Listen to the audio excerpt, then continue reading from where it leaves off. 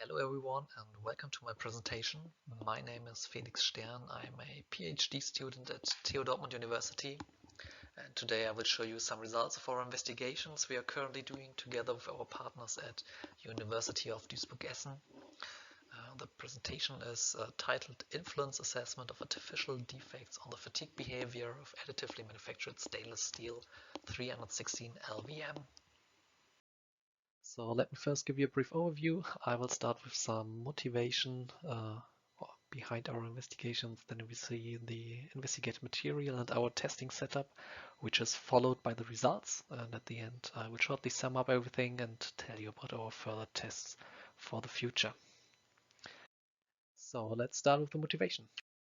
I guess I don't have to talk that much about additive manufacturing and all of its opportunities, but today we will focus especially on the aspect of complex part and geometries, such as cellular structures, parts with internal cooling channels, or topology optimized designs. So we want to find out, can such specific geometries or internal cavities be treated like normal defects, especially if we look at the fatigue behavior, and do they behave similar like inclusions or pores, which have been investigated a lot in the past. So especially when we have a look at the fatigue behavior. So our aim is to characterize the influence of internal artificial defects on the fatigue behavior and to check if existing models for the description of the fatigue life or fatigue strength can also be applied. For that we manufactured cylinders with their axis parallel to the build platform, as you can see here, by laser powder bed fusion.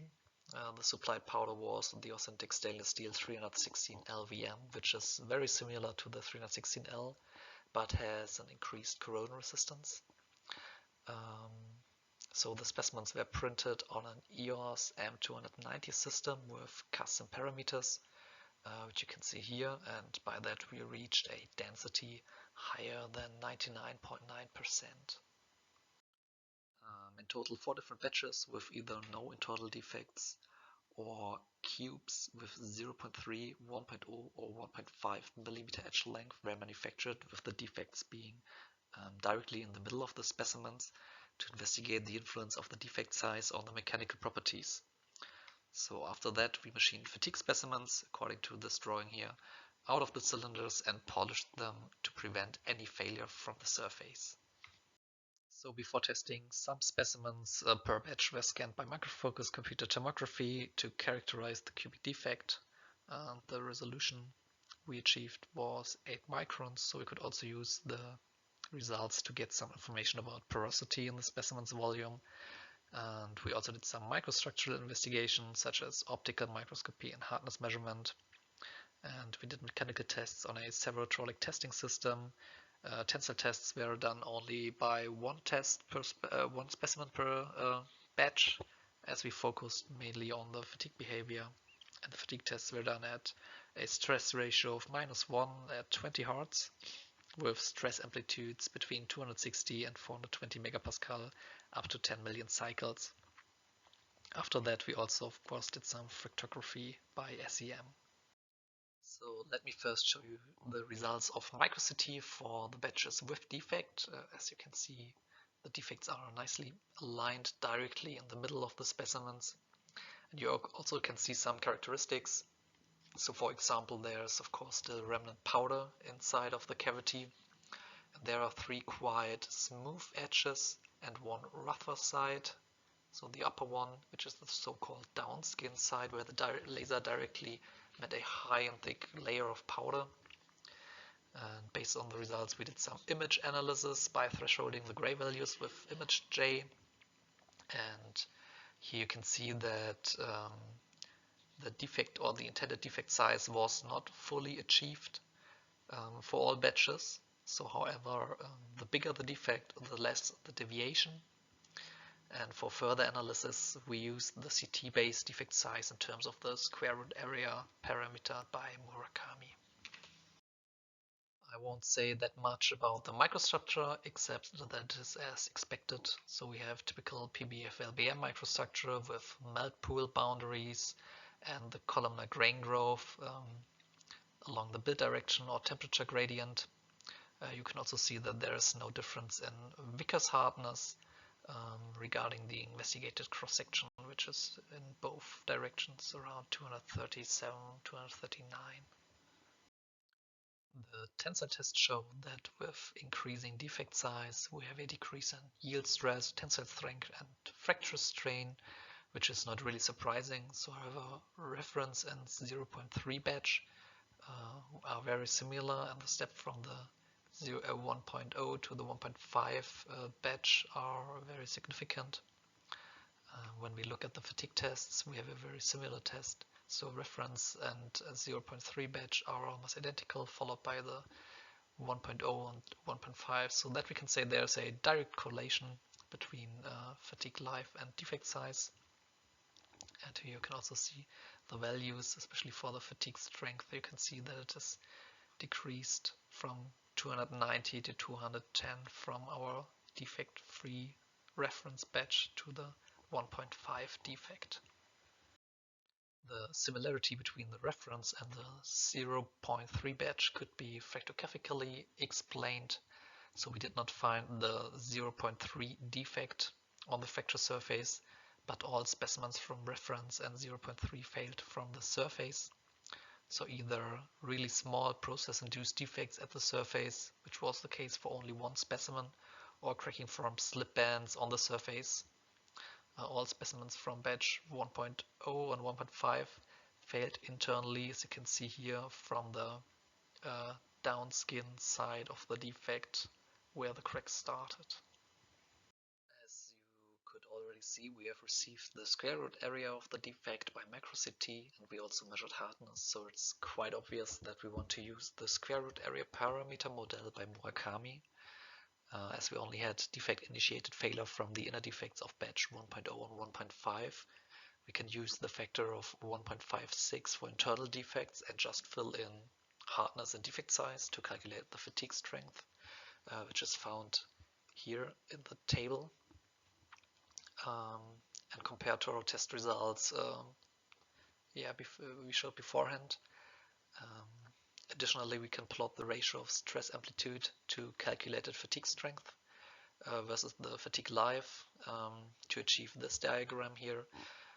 First of all, the two batches are now overlapping, so which they did not in the SN diagram, of course.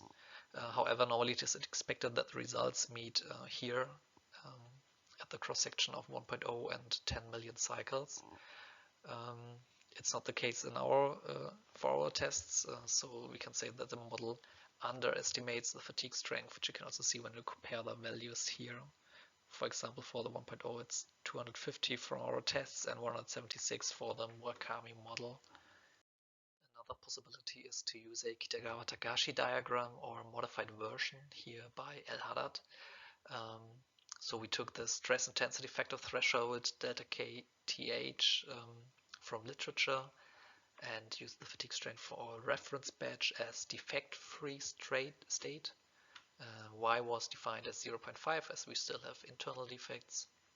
Similar to the Murakami model, also the KT diagram underestimates the fatigue strength of the material, as the intrinsic defect size A0 is 45 microns, which is a lot smaller than the defects in batch 0.3, where we know that the size is not big enough to influence the fatigue strength. However, the trend of our data points at least has a very similar shape to the El Haddad or KT diagram, but it's shifted to bigger defects. So it again is a much more conservative approach in the current state. So we try to look if the stress intensity factor threshold of conventional material, which is between 10 and 15, suits better for our results, and use 12.5 as mean value. And now you can see that the results seem to fit much better, at least for the KT diagram. And in general, we can say that the investigated steel seems to have a very high defect tolerance, contrary to the predicted behavior by the Murakami and the KT model. And there are some possible explanations that all, of course, have to be verified. such as the different atmosphere inside of the defect. In this case it was nitrogen, so it is possible that different crack paths are possible compared to an atmosphere with oxygen. But other possibilities are, for example, the dynamic or pseudo-Hall patch effect caused by the cellular subgrain structure in AM materials, or for example strain hardening due to high plastic deformation caused by the big defect size we investigated. And at least also strain-induced metancitic phase transformation can occur, but we did not find any magnetic phase by ferrite scope measurements on the fractured surface, so this can be excluded in our case. So let me sum up our results shortly. We could find a direct correlation between defect size and fatigue behavior as expected. We found out that for the reference batch and batch 0.3, either slip bands on the surface or small defects at the surface are more detrimental than the 0.3 internal defect.